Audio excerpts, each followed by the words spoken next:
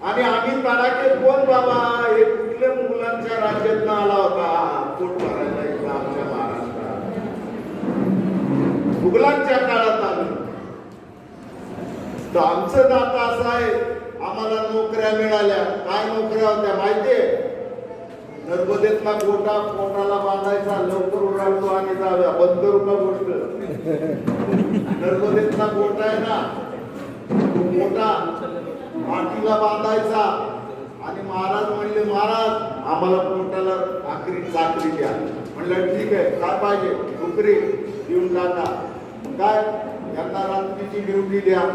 बरं कसली ड्युटी? तर रात्रीचा गनिमी कारवा करायचा. शिर्केचं नाव ऐकलं का? शिर्के. शिर्केंनी शिरकात करायचं, धुपेंनी धूप फिरवायचं आणि उचलेली ती मुलगी उचलायची, महाराजांच्या समोर ठेवायची. त्याच्या अगोदर तडाख्यांनी पहिला तडाखा द्यायचा आणि त्याला मारून टाकायचं. अल्लाह हो, याच्या पलीकडे आवाज नाही. त्या तिसरा पडला होता आणि छत्रपती शिवरायांना 60 मांगाच्या लोकांनी सरपंच साहेब पळवत पळवत पालखीतनं प्रथम विशाळगडावर नेलं आणि विशाळगडावरनं कर्नाटक मध्ये सुरक्षित ठिकाणी नेलं आणि त्यांच्या संरक्षणाला पाठीला दगड घेऊन असलेले तडाखे संरक्षणाला होते. जे 60 मांगाची माणसं नेली त्यांना अण्णाभाऊ साठेंचं जे कुळ आहे, फकीरा रामजी मांगाचं जे कुळ आहे, त्यांना साठे आडनाव मिळालं.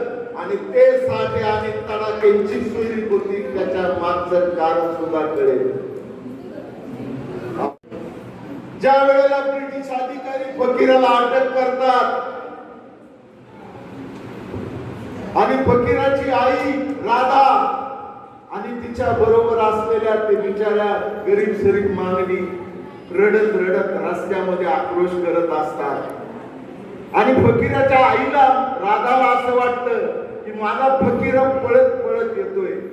तो छोटासा फकीरा पळत पळत येतोय आणि अलगद आई त्याला मिठी मारती, अशी धरती आणि जोरात ओरडती फकीरा म्हणून. त्यावेळेला फकीराची जप्त केलेली तलवार जी शिवाजी महाराजांनी दिलेली त्या माऊलीच्या कुशीत असते, ती राधा त्या आमची तडाख्यांची एक असल्याचा अभिमान मला वाटतो. आणि म्हणून योग्य नाही वाटणार. तडाखे कोण तडाखे हे पण कळालं पाहिजे ना अशोकराव, खरंय का ना?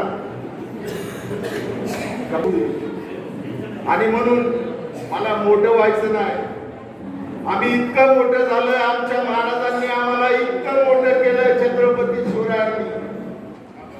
त्यांचा विचार करून जगणार आहे.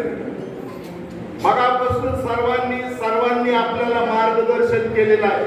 शिका, संघटित व्हा आणि संघर्ष करा. हा संघर्ष कराच करा. पण एक लक्षात ठेवा, 1881च्या हजेरीमुळे आमचं वाटून आलेलं आहे.